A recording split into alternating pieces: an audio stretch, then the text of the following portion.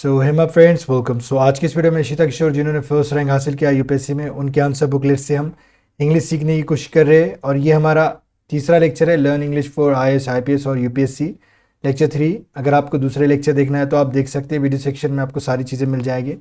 सो देखिए, सब में पहले हम यहाँ पे क्या देख रहे हैं। हमने अभी पिछले बारे में हमने टेंसेस के बारे में पढ़ा था, यहाँ पर भी टेंसेस का इस्तेमाल हुआ। जैसे गार्गिल कमेटी सेड, कि गार्गिल कमेटी ने कहा, इस तरीके से इसका सेंस आता है। तो हम इसे डिटेल में देखने वाले हैं।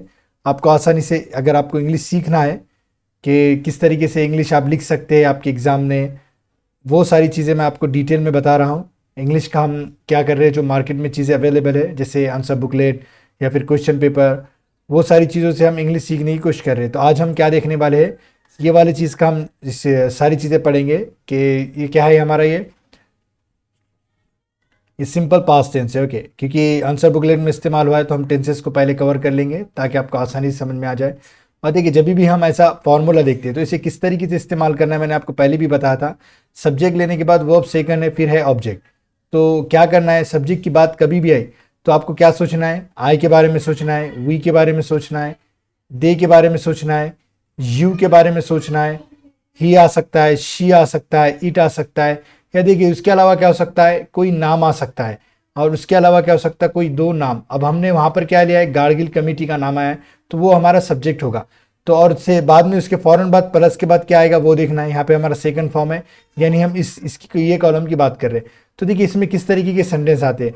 जैसे मैं अगर लिखूँ आई वेंट, इसके मायने रहेगा कि मैं गया। तो ये जो लास्ट में गया, कहा, हुआ, ये वाले सेंटेंस आते हैं ना, या फिर ये वाले सेंटेंस में सिंपल पास्ट टेंस में आते हैं। इस तरीके का कभी भी सेंस आए तो आपको ये इस्तेमाल करना है। और वर्ब की फर्स्ट फॉर्म से ही सेकंड फॉर्म बनती है, ऐसा समझ लीजिए।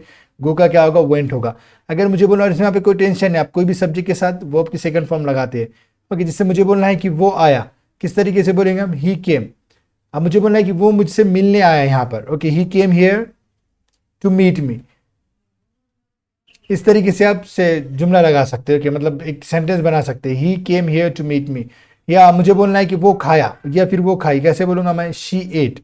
ओके, वो बोली, कैसे बोलूँगा मैं, शी स्पोक। ओके, बहुत ही सिंपल सी चीज़ है, लेकिन ये कैसा होता है, बिगिनर जो होते हैं स्टूडेंट्स, वो बड़े कंफ्यूज रहते हैं कि किस तरीके से इस्तेमाल करना है। अब आपको क्या करना है, यहाँ पे सेंटेंसेस बनाना। हम इसी तरीके से ना एडवांस के लेवल पे जाने वाले हैं, ये बेसिक चीज़ है, लेकिन आपको पता होना ज़रूरी है, ये फॉर्मूला आपको याद रहना ज़रूरी है। और इस्तेमाल कैसे करना है मैंने आपको वो भी बता दिया। अब देखिए, अगर इसको ही मैं अगर से नेगेटिव बनाना है मुझे, तो हमेशा याद रखना क्या करते हैं स्टूडेंट्स, ऑफलाइन क्लासेस भी मैं जहाँ लेता हूँ वहाँ पे भी स्टूडेंट एक गलती करते हैं, जब भी सब्जेक्ट लगाते हैं उसके बाद डिड नॉट लगा देते हैं और उसके बाद क्या करते हैं, खास करके सेकंड फॉर्म लगा देते हैं। लेकिन यहाँ पे ये रॉन्ग होगा, यहाँ पे क्या लगाना है, हमें फर्स्ट फॉर्म लगाना है, ये वाली। ओके, जिससे मुझे बोलना है कि गार्गिल कमेटी ने नहीं कहा, क्योंकि हमने वहाँ पे एग्जाम्पल देखा था। तो यहाँ पे क्या लिख रहे हैं हम, गार्गिल कमेटी ने नहीं कहा। ओके, वहां पे लिखा था सेट, गार्गिल कमेटी सेट, कि वो गार्गिल कमेटी ने कहा, लेकिन हम कह रहे हैं नहीं कहा। तो हम कैसे लगाएंगे, डिड नॉट, और सेट का फर्स्ट फॉर्म क्या होता है, से हो जाता है। गार्गिल कमेटी डिड नॉट से, इस तरीके से। मुझे बोलना है कि मैं नहीं गया, तो मैं कैसे बोलूंगा, आई डिड नॉट गो। या आप डिडन भी कर सकते हैं, इसको शॉर्ट फॉर्म बनाना है। मुझे बोलना है कि मैं नहीं खाया, तो कैसे लिखूंगा मैं, आई डिड नॉट ईट। अगर मुझे बोलना है कि वो नहीं लिखा, मतलब कोई एक लड़का है, मुझे बोलना है so I did not, sorry he did not right.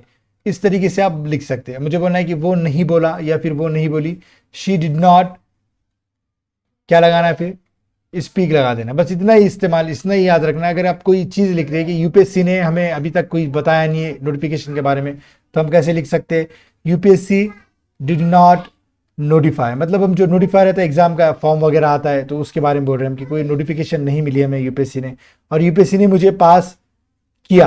चलो पॉजिटिव वाला ही लेते हैं, यूपीएससी कैसे करना है, पास्ड मी। ओके, इस तरीके से। अगर डिड नॉट लगाना है तो आप आपके हिसाब से लगा सकते हैं। I don't want to use that negative word, so you can use that. Okay, so did, आप अगर इसी को मुझे क्वेश्चन बनाए तो मुझे बोलना है कि गार्गिल कमेटी ने क्या कहा, क्या कुछ कहा क्या, इस तरीके से बोलना है। तो मैं ये लूंगा सब्जेक्ट। अब सब्जेक्ट हमारा क्या है, नाउन वन है, यानी गार्गिल कमेटी है।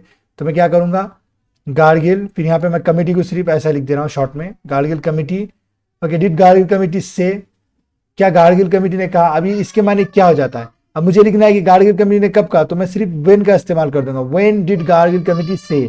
इस तरीके से यहाँ पे सेड नहीं बोलना है, से बोलना है। ओके, आप कब सोए। ओके, तो मैं कैसे लिखूंगा, when when did you sleep, और मुझे बोला कि आपने क्या बोला। ओके, तो मैं कैसे बोलूंगा, व्हाट डिड यू से, या फिर व्हाट डिड यू स्पीक, इस तरीके, what did you talk to him, इस तरीके से। या फिर अब मुझे बोलना है कि आपने कैसे बोला, तो मैं यहाँ पे व्हाट की जगह क्या लूंगा, हाउ लूंगा। तो ये सारी चीजें देखिए बहुत ही सिंपल सी चीजें थी, मुझे पता है, लेकिन अगर आपको इसमें कंफ्यूजन था तो आप शायद दूर हो गई होगी। तो ये सारी चीजें क्या, इस तरीके से हम इंग्लिश सीखेंगे, और एक दिन क्या करेंगे हम, कभी न्यूज़पेपर जो होते हैं, ओके, उसके बारे में भी हम देखेंगे, और दूसरे जो हमारे एनसीईआरटी है उसके जरिए भी इंग्लिश सीखेंगे। अभी हम क्या कर रहे हैं, अभी आंसर बुकलेट से इंग्लिश सीख रहे हैं, ओके, जो इशिता किशोर फर्स्ट रैंक हासिल किए उनके जरिए। और अगर आपको ये सारी चीज़ें पसंद आ रही तो मुझे सिर्फ एक छोटा सा कमेंट करके, मतलब ये मोटिवेशन समझिए, कुछ भी समझिए, मैं सिर्फ ये देखना चाहता हूँ कि कितने लोग इंटरेस्टेड है, तो आप मुझे कमेंट करके बता सकते हैं। और अगर वीडियो पसंद आए तो लाइक करें, और ऐसे लोगों को शेयर ज़रूर करें जो इंग्लिश से डरते हैं और जो यूपीएससी की तैयारी कर रहे हैं, जो आईएएस वगैरह बनना चाहते हैं लेकिन इंग्लिश उनका एक बहुत बड़ा डर है। तो ये अभी बहुत सारी चीज़ें लेक्चर्स आने वाली है, ये छोटा सा एक डेमो है, मतलब छोटी सी चीज़ें सीख रहे हैं, बेसिक चीज़ें। तो आपको ये होना, सब्र रखना पड़ेगा, पेशेंस रखना पड़ेगा, तभी हम इंग्लिश सीख पाएंगे, क्योंकि एक दिन का कोई प्रोसेस नहीं है। तो वीडियो देखने के लिए आपका बहुत बहुत शुक्रिया।